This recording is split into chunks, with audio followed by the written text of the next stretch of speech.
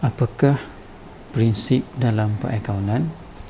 Prinsip ini adalah satu garis panduan yang perlu diikuti dalam kita memproses maklumat perakaunan dan juga mempersembahkan maklumat perakaunan. So kita boleh katakan kat sini ialah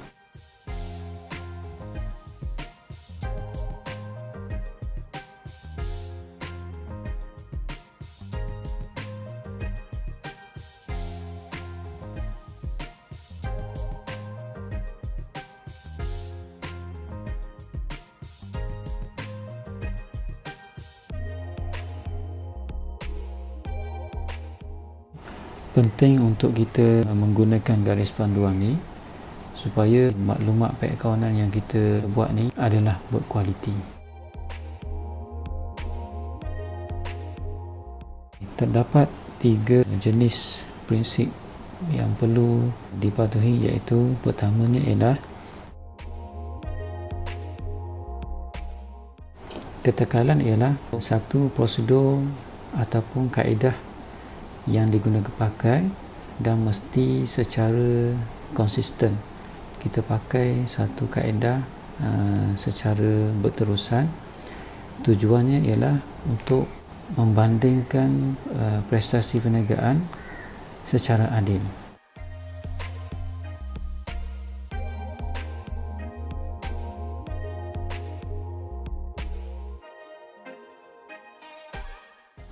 Okey.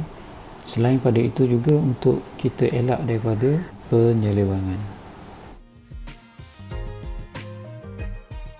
Kaedah ataupun prosedur ini biasanya terpakai untuk aset bekas masa. Okay? Biasanya dalam perakaunan, kaedah ni mesti kita fokus kepada kaedah susut nilai.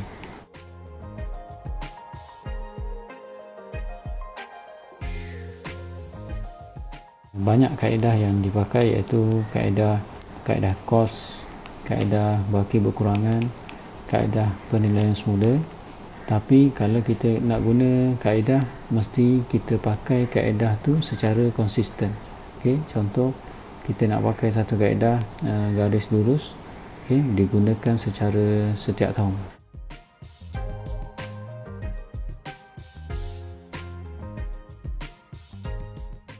So kita boleh katakan kat sini ketekalan ini adalah kaedah yang digunakan secara konsisten.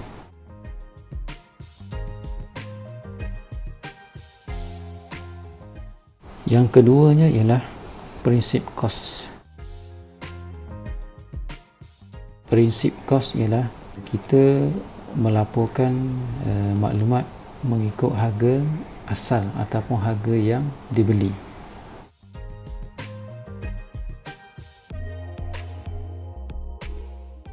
Biasanya kita amalkan dalam merekodkan aset bukan semasa. Maksudnya bila kita beli pada harga sekarang, walaupun kita rekod pada 2 tahun akan datang, so kita tetap rekod dengan harga yang kita beli.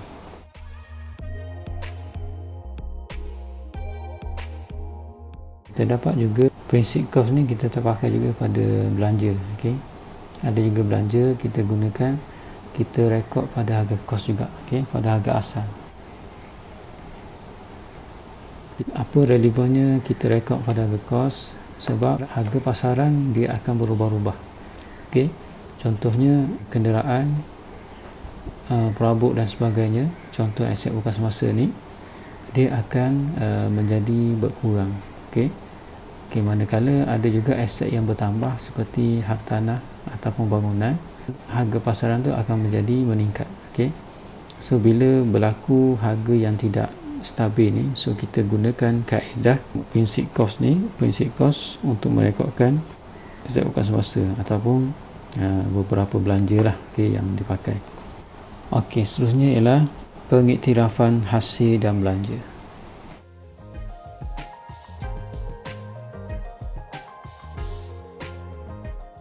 Dalam perakaunan terdapat belanja yang belum dibayar dan juga belanja yang terlebih bayar ataupun kita panggil prabaya.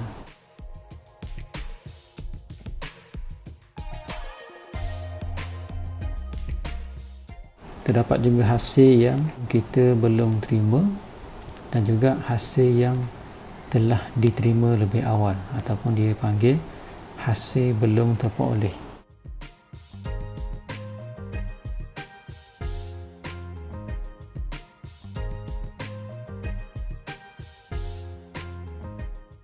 Hasil-hasil yang belum terima, belum terperoleh termasuk juga belanja belum bayar, prabaya, perlu dilaporkan dalam perakaunan.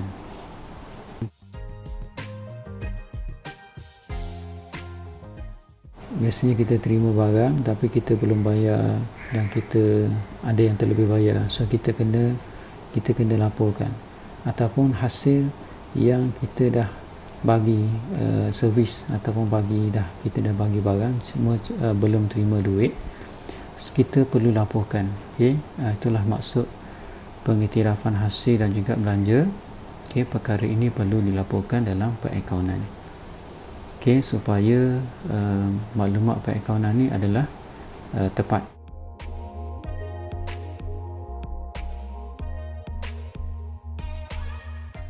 Okey, kita tengok beberapa soalan yang melibatkan prinsip dalam perakaunan. Okey, yang pertama ialah nyatakan konsep dan prinsip asas perakaunan bagi situasi berikut. Perniagaan Fatah sentiasa menggunakan kaedah garis lurus bagi mengira susut nilai aset bukan semasa. Ini adalah kita pakai prinsip ketekalan. Kisahnya ialah kedai superhonik merekodkan aset bukan semasa pada harga kos walaupun harga pasaran telah berubah. Okey, ini adalah prinsip kos. Okey, prinsip kos ataupun kos sejarah. Dulu dia pakai nama kos sejarah. Seterusnya, faedah atas simpanan yang diterima direkodkan dalam penyata pendapatan ataupun penyata kewangan ni, penyata untung rugi dengan mengambil kira faedah yang masih belum terima. Okey, faedah masih belum terima ni hasil yang belum terima dalam tahun semasa. So ni adalah pengiktirafan hasil dan juga belanja. Hasil dan belanja. Okey, soalan seterusnya berikut adalah satu penyataan dalam perekodan perakaunan.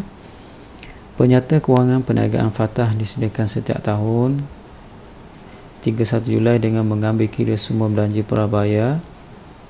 Okey, belanja belum bayar semasa menghitung untung bersih. Okey, so nyatakan andaian. Andaian boleh rujuk video saya dalam channel ni. Andaian kat sini ialah tempoh perakaunan. Okey, kata kunci kat sini ialah ada tarikhnya. So dia adalah tempoh perakaunan. Okey, tempoh perakaunan.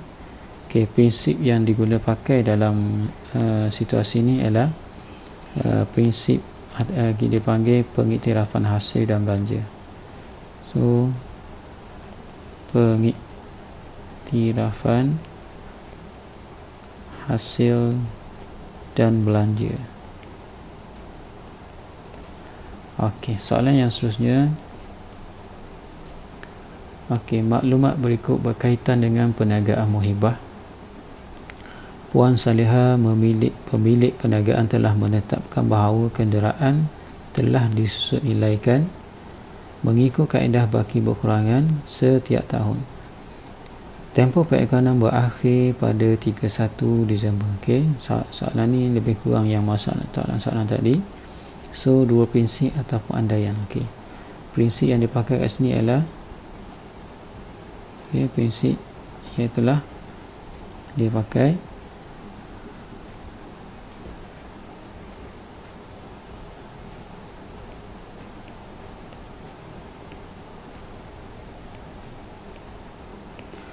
prinsip yang dipakai dalam situasi ini ialah dia pakai susut nilai mengikut kaedah perkurangan ni. So kita adalah ketekalan.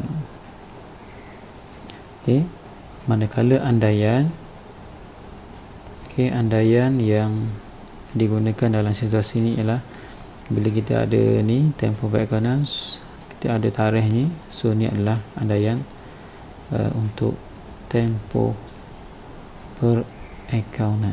Okey, andaian ni ada 4 semuanya, nanti boleh rujuk video saya. Berikut soalan seterusnya, berikut adalah satu penyataan dalam perekodan perakaunan. Penyata kewangan perniagaan seri mentari disediakan setiap tahun dengan mengambil kira sumber belanja prabayar dan mengambil dan belanja belum bayar semasa menghitung untung bersih. Okey, so soalan ni nyatakan satu andaian dan juga prinsip. Okey, so sama juga. Okey, andaian dipakai, okey, iaitulah tempoh perakaunan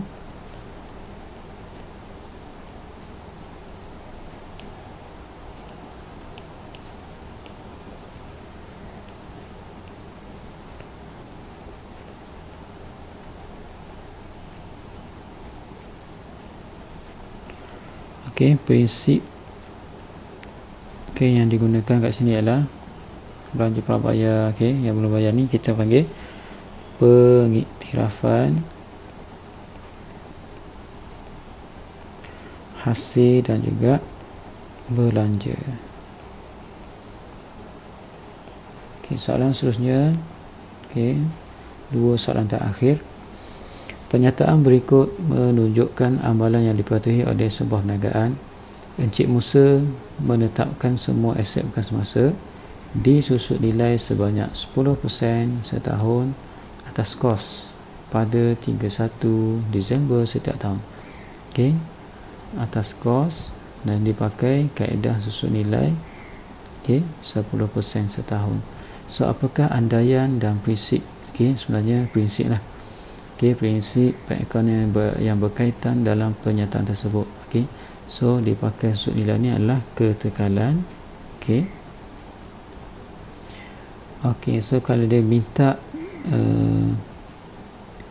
bila disebut apakah satu andaian dan juga prinsip, dia minta salah satu lah. Andaian, andaian ni ada 4. Andaian ada 4 semuanya, iaitu tempoh perakaunan, selain pada itu ialah wang sebagai ukuran, selain pada itunya ialah entiti berasingan,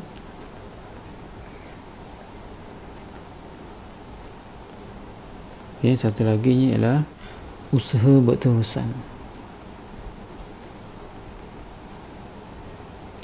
Andaian kat sini antara 4 ni, yang paling tepat ialah bila ada tarikh.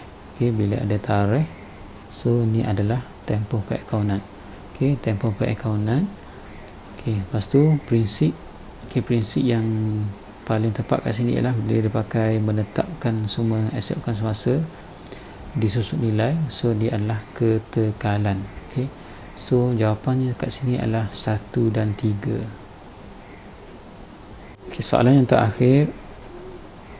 Jana Trading menetapkan peratus yang sama untuk mengira susut nilai kenderaan bagi membolehkan perbandingan prestasi dari setahun ke setahun dapat dilakukan secara adil.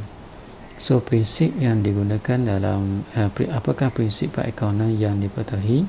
So ni adalah ketekalan. So itu saja